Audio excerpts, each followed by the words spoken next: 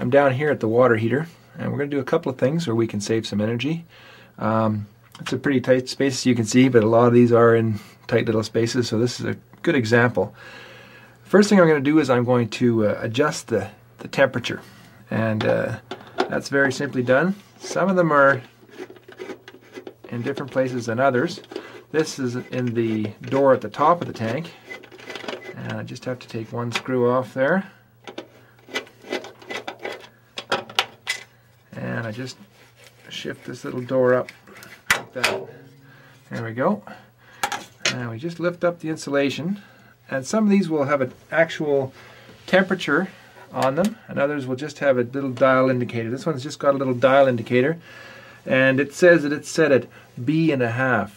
I'm going to set it to B, and we'll just see how the temperature is in a little while and see if that's adequate hot water for the house. So it's as simple as just turning the screwdriver just a little bit, just like that. By the way, there's usually a second thermostat down below at the bottom of the tank, and you're going to need to adjust that one as well. Now I've turned this down, and the reason we're turning this down is that whether you're using the water or not, you've got to keep it hot.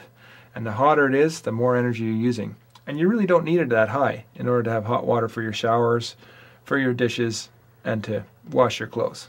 So we've turned it down, and that'll save you big bucks on your energy bill. One of the things I'm looking at in the water heater is whether or not it needs an insulation blanket. On a newer heater like this, it's got a very efficient foam insulation, so it's probably unnecessary. But on an older model, you might want to put a blanket on. Now here's a kit, and it's a complete kit, so there's very little material waste, makes it very cost effective. And I had a look at the directions, and these are pretty easy to install.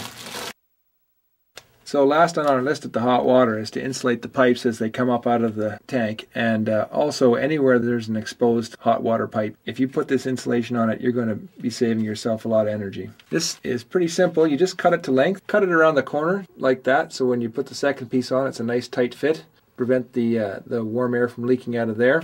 Now I've cut this piece to length, and I'm about to put it on, and this newer generation pipe wrap has a little bit of glue on both sides. So once you've slipped it on the pipe, you very simply pull off these pieces of tape, and it'll stick together and form a nice tight seal.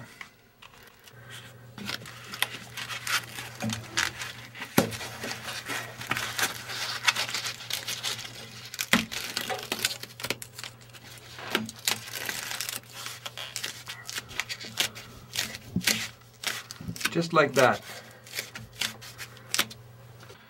Alright, I'm just finishing the second miter on that pipe wrap, and I'm cutting this by hand. It's not with a miter saw, so it may not be perfect, but that's okay. If you want to put a little bit of tape around that when you're done just to seal it up, that's fine.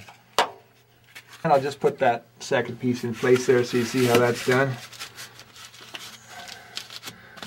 And that miter joint looks pretty good, so I'll peel off those pieces of tape and